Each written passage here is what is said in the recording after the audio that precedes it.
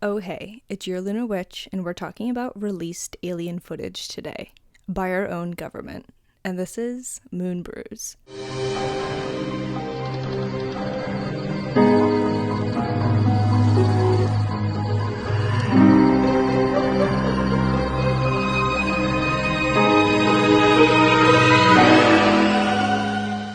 The President of the United States, Donald Trump, February 2026, quote, "Based on tremendous interest shown, I'll be directing the Secretary of War and other relevant departments and agencies to begin the process of identifying and releasing government files related to alien and extraterrestrial life, unidentified aerial phenomena, UAP, and unidentified flying objects, UFOs, and any and all other information connected to these highly complex but extremely interesting and important matters. God bless America." Quote, you heard it here. I have opened the classified files and dove headfirst into hundreds of files of alien footage, UFOs, sightings, and experiences. And this is only part one. This is going to be a mini-series in which I slowly continue to dive into these classified released files. The first release that had happened has contained hundreds, maybe even thousands of pieces of classified documents, pictures, letters, and more.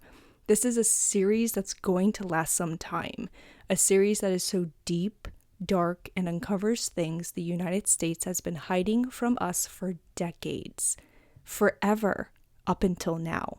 These files were able to be released by the diligent work of dozens of agencies, reviews of tens of millions of records. Yes, tens of millions of records. It's literally insane. Reviews conducted by the Department of War, Director of National Intelligence, and many, many more to release the files that were demanded to be released by our president. Let's see how many of these files hide the truth of life outside of our planet. Files that have been in the federal government's possession for decades. Many of these records are old, handwritten, or even documented by typewriters. New material is said to be released each and every week, which is incredible because the first release really contained thousands of pieces of evidence. I'm not even kidding. Are they releasing so many files at once because they know it'll be damn near impossible to literally go through all of this data unless it's like your full-time job to comb through it? All the released material is being posted on war.gov, and all these cases are considered unresolved. So does that mean they haven't and won't release the quote-unquote resolved cases? I don't know, just a thought. The ones where they definitely declared alien life, encounters, and maybe even UFOs? Unresolved cases means that the government is unable to make a definitive determination of the findings or phenomena observed, and this happens due to lack of evidence or data collected. The Department of War will be working with private sectors for analysis of findings as they comb through millions of pieces of evidence to slowly release to the public. Quote, "We will pursue the truth and share our findings with the American people," quote. Let's dive into this daunting task of research and information the Department of War has released to us. Everybody buckle up. This is Release 01. This happened on May 8th, 2026. And again, these cases contain thousands of pieces of evidence, testimonies, and more. Just this Release 01. I've sorted through a few reports for this episode. Reports released regarding alien life, spacecrafts, and extraterrestrial encounters. I'm going to read a quote directly here. Quote, "These files, hidden behind classifications, have long fueled justified speculation, and it's time the American people see it for themselves." Quote from the United States Secretary of War, Pete Hegseth. So, I have a disclaimer this episode, so listen up. Disclaimer, I will be reading a lot from these files, like a lot, and I will be citing all of my resources in the show notes. But to get the evidence across directly and accurately, I will be reading directly from the files at sometimes. I want to say out loud, I do not own any of these files. I do not own the rights to these files. I'm not claiming anything. I'm reading portions of evidence directly from the reports to you. And if you want to see them for yourselves, I will also be posting the link where you can. This is for entertainment purposes only. Allegedly, everything that I say is allegedly. Unresolved cases, don't come for me. Thank you. Here we go. Let's crack open this first case file. Evidence General _ 1948 volume _1. Quote, this file contains correspondence and forms related to the reports of information on flying disc and investigations into sightings. Here we go. Ohio, night of May 8th, 1948. Witnesses Bob White Yard, a clerk of New York City, and C.K. Height, a patrolman of New York City. Bob and C.K. witnessed an object in the sky. The shape of the object was round. Citing this object from the ground, the witness explained how it was about 9 inches in diameter from the ground level, which is a pretty decent-sized object. It was a phosphorescent color and traveled at, quote, great amount of speed, quote. The altitude of the object was about 6 to 8 miles into the sky, and it also left a phosphorescent trail in the sky as it traveled. While reading these reports, it made me feel like there were missing items.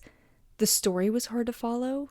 The events seemed to be out of place. I'm not claiming anything. I'm saying when I did do the research, though, there were like documents of them seeing it, and then it was nothing really afterwards. And a lot of the stories kind of went like that, in my opinion. From this case, it was apparent that there was no solution or findings from the object that was seen in the sky that day. Instead, it felt like there was correspondence between these high-ranking officials that was more of fear and anxiety related to the objects that these men had seen and reported.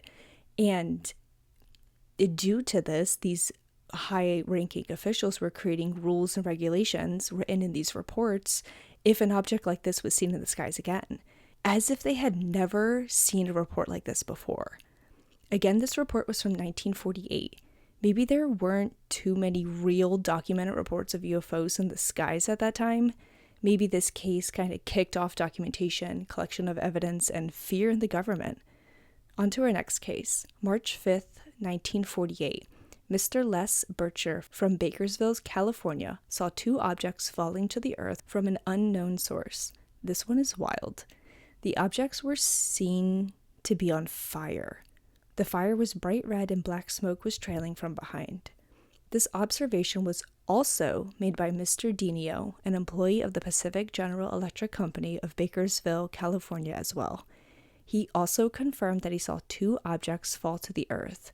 This was later reported, and informant Larson stated that search parties went after the fallen craft.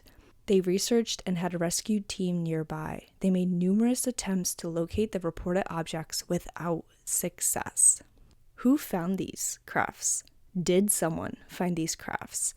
How did these search and rescue teams not find 2 falling crafts hurling towards the earth? Did they maybe enter some sort of wormhole or leave into a different dimension? Did they disintegrate upon impact as like a safety mechanism as a UFO? Because they know if we start collecting the evidence of what this object may be, we can reverse engineer it and know more.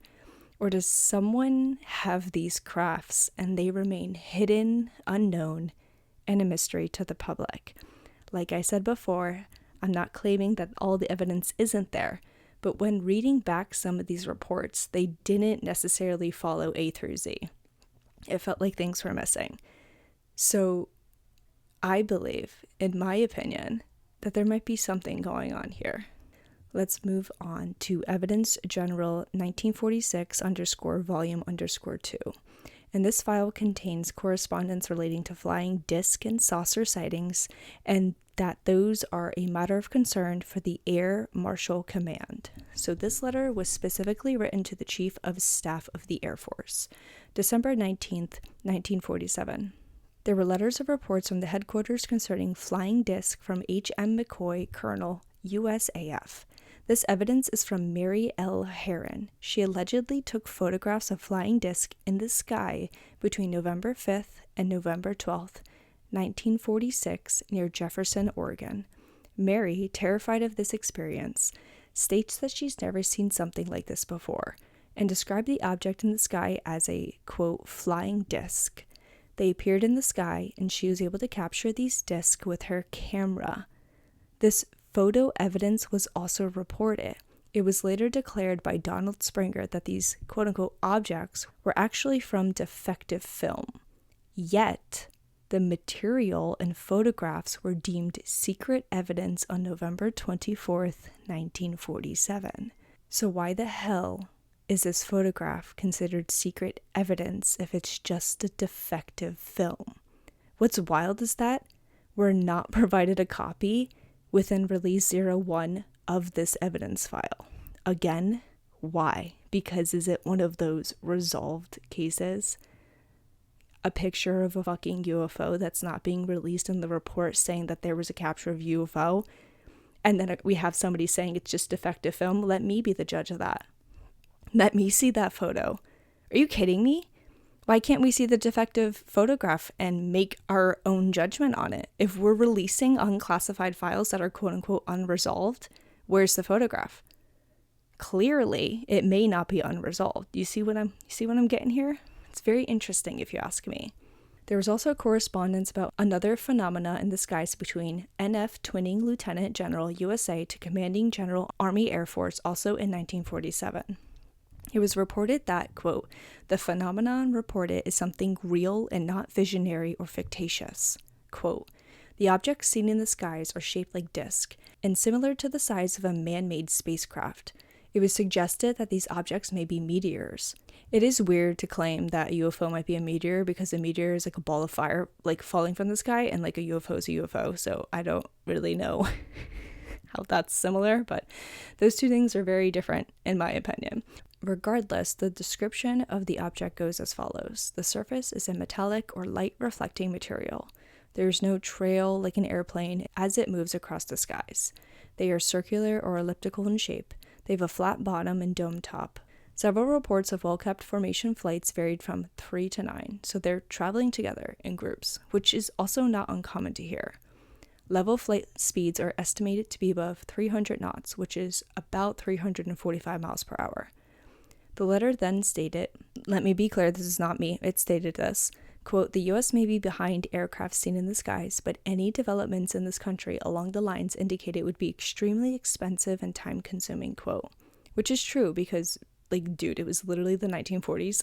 Women barely had rights then, so you think we're really, like, making domestic UFOs flying across the skies from our Earth? They are saying that they don't have any evidence of this. It may be a possibility, but we also have to remember the times. It's 1940s. You really think we built a UFO in the 1940s? So a few things here. Sure, there's always been speculation of these UFOs being produced by our own government. And in return, the question is, how the hell would they build these things? With maybe reverse engineering, but were we able to capture a UFO in the 1940s? Maybe. I do just believe it was if we're talking about the 1940s here, I do believe it is more believable to see an actual UFO in the sky than claiming that the United States had that technology back then to put a UFO in the sky. But that's just my opinion. This report also included a, quote, flying saucer sighting made by a radar station in Japan by Dr. Charles Carroll during a conference in September 24th, 1947, stated also by H.M. McCoy, Colonel. So I'm not going to lie, the evidence is going to start kicking into high speed. It gets weird and spooky, so let's dive in. This report is titled Evidence, UFOs, and Defense, What Should We Prepare For? So this file contains an independent report on UFOs written by the French Association, COMETA, which details the results of a study by the Institute of Higher Studies for National Defense. It should be noted that this file is over 80 pages long, and I only could pick out a few sightings and testimonies, or we would be here for hours. I mean, I'm not joking. You have to go yourself and look at these files. I am leaving out so much. It's like sickening. It's sickening. If I like worked on this like as my full-time job, I still wouldn't even like put a dent in it. I'm not even joking. All right, let's open up this evidence file. March 7th, 1977. Testimonies from French pilots, specifically radio exchanges between pilots and the controller. These pilots were flying at an altitude of 9,600 meters. In their vision, they were able to see an aircraft coming towards them. Startled, the pilots had asked the military radar station over France, asking if there was another radar signal of another craft in the area. Radar controllers confirmed that there was no other craft, and actually asked the pilots to place the oxygen face mask on. Controller thought these pilots were hallucinating from lack of oxygen.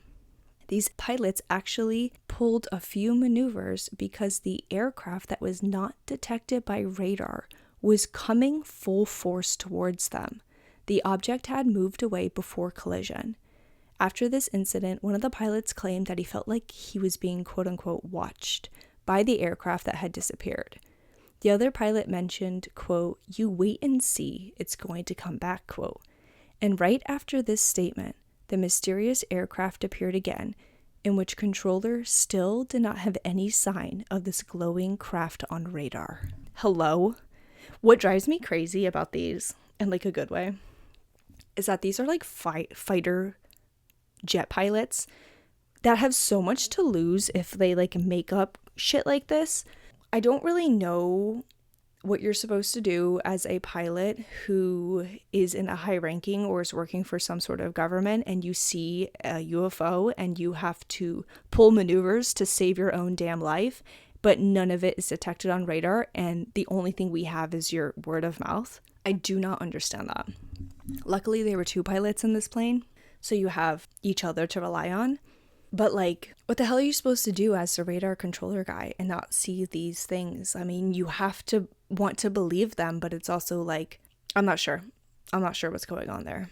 March 3rd, 1976. This is a testimony of a flight pilot. This pilot wishes to remain anonymous. One night, this anonymous pilot was traveling by aircraft in a solo mission in the dark skies.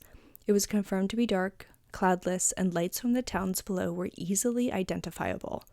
On this flight, there were actually several aircrafts to follow the same path of the aircraft in front, as if it was like some sort of training mission. So each aircraft would take off about 5 minutes apart from one another and travel the same route. The first pilot reached an altitude of 6,000 meters. He was staring straight into the night sky and saw something that he thought was launching of like a green signaling flare. The pilot described in about 1 to 2 seconds, the flare exceeded the altitude of his aircraft by 1,500 meters. It then leveled off and started to descend very quickly back towards his aircraft. The object approached at a, quote, dizzying speed, quote, and on a current collision course with the pilot's aircraft. With the impending impact feeling inevitable, the pilot let go of the joystick of his plane and crossed his arms in front of his face as a protection and reflex maneuver.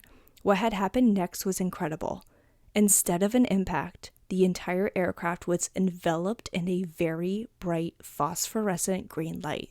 The object, appearing as a sphere, avoided the craft at the last second and grazed over the right wing. The sphere was about 1 to 2 meters in diameter, and the extended tail from the sphere was also a phosphorescent green. The pilot described that this entire incident only took about 5 seconds. The controller on the ground confirmed to the pilot that there was no other object in the skies. Obviously, right? It's a common trend, common pattern here. What is fucking wild to me, listen to this, guys. What is wild to me is that another individual saw this phenomena happen. Thank God, because who the hell would believe this or believe themselves? Remember when I said there was a training mission and other pilots were taking off every 5 minutes?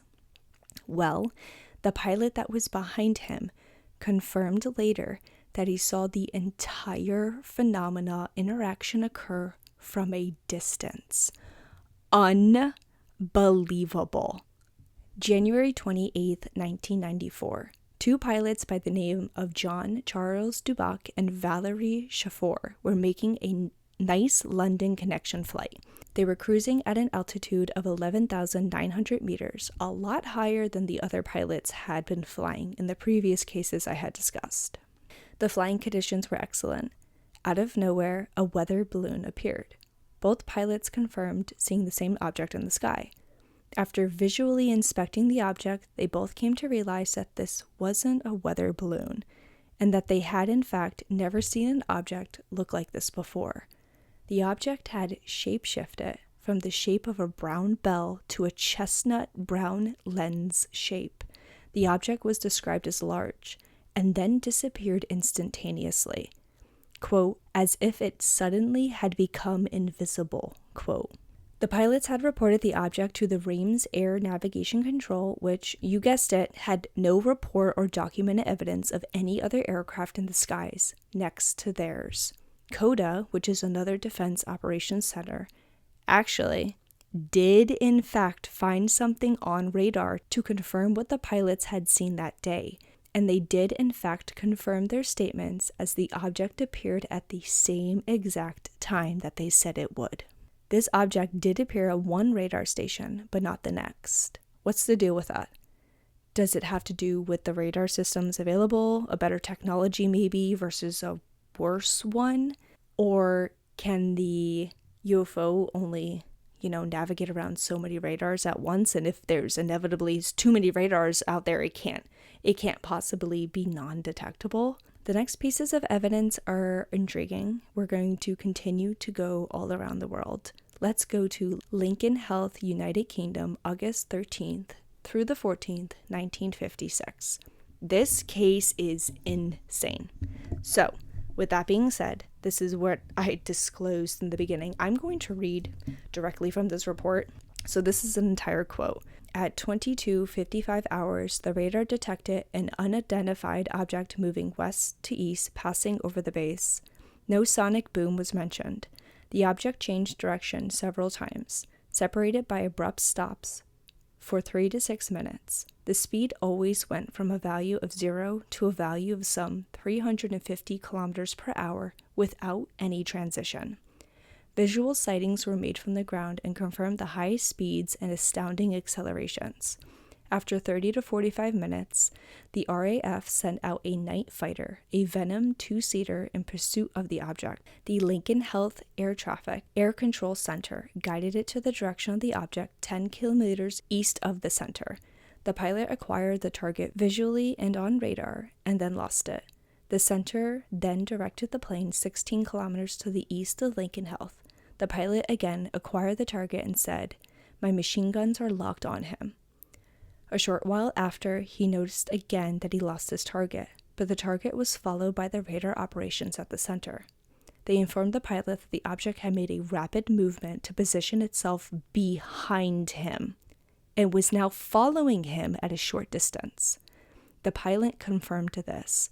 Watched by the radar technicians, the pilot tried to maneuver for about 10 minutes in order to move back behind the object. Steep climbs, dives, sustained turns, but he didn't succeed. The UFO followed him at a constant distance according to the ground radar stations. Finally, low on fuel, he returned to base, asking that someone tell him whether the object continued to follow him. The UFO did, in fact, follow him for a short distance, then came to a standstill. The radar technicians then saw the object make several short moves and then leave in a northern direction at about 950 kilometers per hour and disappeared from radar range at 0330 hours. Okay, this one has me like white as a ghost. Are you kidding me? The amount of people that witnessed this event and the amount of technology that captured evidence of this event too is confirming human sightings and technology data. Like, this sighting is actually unbelievable to me. Somebody please explain this. Let's go to Tehran, September 18th through the 19th, 1976. At 11 p.m., the Tehran Airport Control Tower received several calls reporting a strange and mobile luminous object in the sky.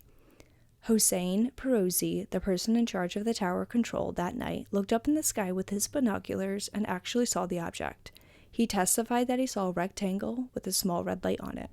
The Imperial Air Force Command was alerted, and General Youssef ordered a Phantom F-4 to investigate the object. Also, so sorry if I'm mispronouncing these names. When the Phantom F4 got close to the object, its flight instruments and means of communication, radio and intercom, stopped working. The pilot lost all control of his communication and decided to head back to the base, where he then regained all sorts of communication and instruments. A second F4 was ordered to be sent out by General Yusuf.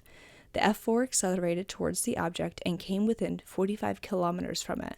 The crew was unable to determine the size of the object because of how brightly it shined, which is so interesting. The brightness came from the lights arranged in a rectangle on the object, which changed rapidly from blue to green to red and then orange. Suddenly, another bright object exited the unknown object in the sky, and this new object started to head towards the F4. The pilot tried to shoot at the object, but couldn't because he again lost all means of communication and instruction of his instruments as well. Nothing was working properly on the F4. The F4 ended up performing a bank maneuver to avoid the object. The object missed the F4 and re-entered the other UFO. A short time later, the object again exited out of the UFO and rapidly descended straight towards the Earth. It touched down with grace and shined a bright light over an area of 2 to 3 kilometers. What the hell is it doing? Acting as if the F4 does not just exist and going back into like whatever it was trying to accomplish in the first place. Like it knew that the F4 was getting in its way of whatever it was trying to do when it was going to attack it, right? And then it was like, you know what, screw it. I'm making you lose all means of communication. I know you can't harm me. Let me mess up with your instruments and then let me continue what I wanted to do going back to the Earth. It's important to note that a commercial civilian aircraft was also in the area of the F4 and that UFO, and they also lost all sort of communication when it was near the object. There was no trace of the object landing on Earth the following day. Again, I don't have words for things like this. It's just truly unbelievable. We have 2 fighter jets that are losing all means of communication and all means of their instruments as soon as they're locked on this object. We have a UFO leaving another UFO craft and doing whatever the hell it wants to do to the Earth. What do they want to do with Earth? How are they affecting all of this object affected 3 different aircrafts in the sky, one that had nothing to do with chasing the UFO. I mean, are you kidding me? And again, we have no evidence of it getting near the Earth, landing on the Earth. This is the second time it's happening. So is either somebody capturing these UFOs and keeping their mouths shut, or has like these UFOs mastered being undetectable? Let's move to our final section, sightings from the ground. Close encounters in France. This sighting will be a direct quote again because the evidence is wild. July 1st, 1965. Valençon, France. This evidence was investigated by the I'm going to butcher this, Gendarmerie Nationale, and they are one of 2 national law enforcement agencies in France. Quote, at Valençon on July 1st, 1965, Maurice Masse, who had left his home at 5 a.m., headed around 6 a.m. as he lit a cigarette and at that moment heard a hissing sound that attracted his attention. Emerging from behind a pile of stones, he saw an object resting in a field approximately 90 meters from him. Its shape was reminiscent of that of a, quote, dolphin, quote, automobiled, standing on 6 legs with a central pivot. He approached it with caution, at a distance of about 10 meters or so, thinking he might surprise people who was about to steal the lavender from his, I guess, it says from him, so I'm guessing like his lavender fields or something. I don't know. I don't know Maurice. Anyways, he then saw 2 small beings, one of whom, who was turned in his direction, reportedly pointed a tube at him that he took from some sort of bag hanging on his left side. Maurice indicated that he was totally immobilized and placed, numb and paralyzed, but completely aware of the events that were unfolding before his eyes. The 2 beings then got back in their craft. He watched them while they were behind some sort of dome, and he heard a heavy noise when the object lifted off the ground. He also remarked that the tube was under the object, touching the ground, began to turn, as well as the 6 legs, which retracted under the machine. The object then ascended in a vertical direction before tilting diagonally and disappearing more rapidly than a jet. Maurice remained immobilized in this manner for about 15 minutes before coming to, then resuming to his work and going to tell his story to the village. Okay, like seeing real alien people is like wild to me. It sucks because there's only one person here to testify against this, I guess. But it was reported to like the France law enforcement agencies. So like it had to have been something, like, right? And to end, another full piece of evidence that I'm going to read like verbatim from this case file as well. An interaction between extraterrestrial beings and children in Cusaic, Cantal, August 29th, 1967. Quote, the Cusaic incident had occupied a special place among the UFO cases, since a second inquiry was conducted in 1978, as an example, at the request of the GEPAN Scientific Council. And on August 29th, 1967, at around 10:30 a.m., during a beautiful sunny morning on the high plateaus of the center of France, 2 young children were watching the family's herd. The dog that accompanied them alerted them that a cow was getting ready to jump over a low wall of the enclosure. The boy, who was 13 years old at the time, got up to make the cow come back when he spotted 4 children who he did not recognize on the other side of the road. Surprised by what he saw, he called his sister, when he noticed an extremely bright sphere back behind the unknown children. He then realized that these were not children, but small black beings whose height did not exceed 1.2 meters. 2 of them were standing next to the sphere. Another was kneeling before it, and the 4th, who was standing, held its hand on some sort of mirror that blinded the children. The boy tried to call out to them, but the small beings then hurried in return to the sphere. The children saw them rise from the ground and penetrate the ball from atop, diving in head first. The sphere took off with a hissing sound, then rose to the sky, described as a continuous spiral movement at high speed. The dog barked, the cow started to moo, and a very strong odor of sulfur filled the air. Oh my god. We have to remember, guys, that I'm not reading off of Reddit. I'm not reading, like, stories that I'm receiving in my inbox. Not that those aren't true, but I'm reading evidence that has been released by the United States government in reports of UFOs. Like, I cannot stress this enough. I just read that to you from an official government document. I cannot wrap my head around it. I don't know if you're going to be able to wrap your head around it. I have absolutely no words. It is absolutely incredible to be able to read this and provide it to you. It's taking me like 2 weeks just to get this information, and I genuinely have only opened a few case files. There are photos, there are videos. I highly, highly, highly encourage you to go and check it out yourselves. You're going to be completely mind blown. And remember, these are quote unquote unresolved. These were classified at some point, and we're going to keep getting more and more and more evidence as the weeks go by. And let me know if you say anything crazy that you want me to cover, because I can only do so much as one human being looking at all these reports. But that was that. If you have any sort of alien stories, UFO encounters, I know I have a few. Go ahead and write it up and send your stories to moonbrewspodcast@gmail.com, and we may read your alien tale.